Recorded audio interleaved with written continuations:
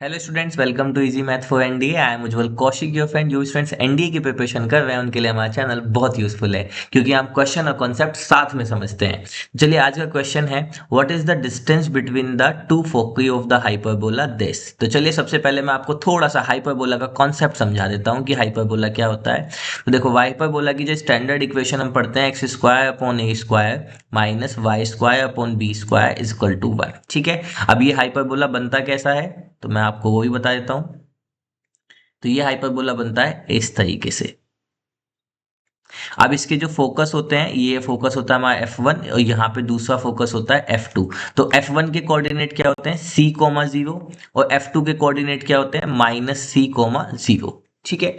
और दूसरा, हमें इसके अलावा और कोई जानकारी नहीं चाहिए, पर चलिए मैं फिर भी आपको बता देता हूँ नॉलेज के लिए कि यहाँ पे हमारी डायरेक्ट्रिक्स होती है। डायरेक्ट्रिक्स की इक्वेशन क्या होती है, A/E, और यहाँ पे दूसरी डायरेक्ट्रिक्स होती है हमारे पास। ठीक है, ये हमारा ओरिजिन होता है, इसी को वर्टेक्स कहते हैं। फोकस इस हमने बता दिया। अब ये जो हमारी एक्सिस होती है, इसको हम ट्रांसवर्सल एक्सिस और इसको कॉन्जुगेट एक्सिस कहते हैं। ठीक है, अब हमें सिर्फ इतनी ही जानकारी चाहिए थी। और एक हम यहाँ पे हम हाइपरबोला के केस में हम एक प्रॉपर्टी जानते हैं कि ये जो ए, बी और सी है, इसके बीच क्या रिलेशन होता है, तो रिलेशन होता है A square plus B square is equal to C square. बस इसी रिलेशन की हम यहाँ पे हेल्प से करने वाले हैं। ये जो कोऑर्डिनेट होते हैं, ये कोऑर्डिनेट होता है, मैं आपको बता देता हूँ, ये हमारी वर्टेक्स होती है। ठीक है, तो ये होती है A, 0 और ये होती है माइनस का A, 0 और ये सेंटर होता है 0, 0। ठीक है, तो ये होता है हमारा। अब यहाँ पे अगर हम इसको अपना जो हमें क्या गिवन है, हाइपरबोला गिवन है, तो वो गिवन है 25x² माइनस का 75y² इक्वल टू 225। तो सबसे पहले इसको स्टैंडर्ड बनाने के लिए राइट साइड में 1 होना चाहिए। तो आप क्या कीजिए, पूरी में 2 से डिवाइड कर दीजिए। तो इधर की साइड क्या बच जाएगा, x² अपॉन 9।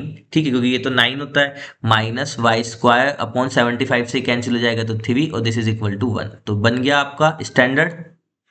ठीक है, अब यहाँ से अगर आप कंपैरिजन करें, तो कंपैरिजन करने पे क्या आएगा, ए की वैल्यू आ जाएगी, ए स्क्वायर की वैल्यू है 9, तो ए की वैल्यू आ जाएगी प्लस माइनस का 3। इसी तरह से बी स्क्वायर की वैल्यू कितनी आ जाएगी, 3। अच्छा, हमें तो ए स्क्वायर बी स्क्वायर ही चाहिए। तो देखो, ए स्क्वायर बी स्क्वायर पता लग गया, तो हम ये वाला रिलेशन यूज कर लेते हैं। रिलेशन कहता है कि C square is equal to A square plus B square. तो C square is equal to A square की वैल्यू 9, बी स्क्वायर की वैल्यू 3।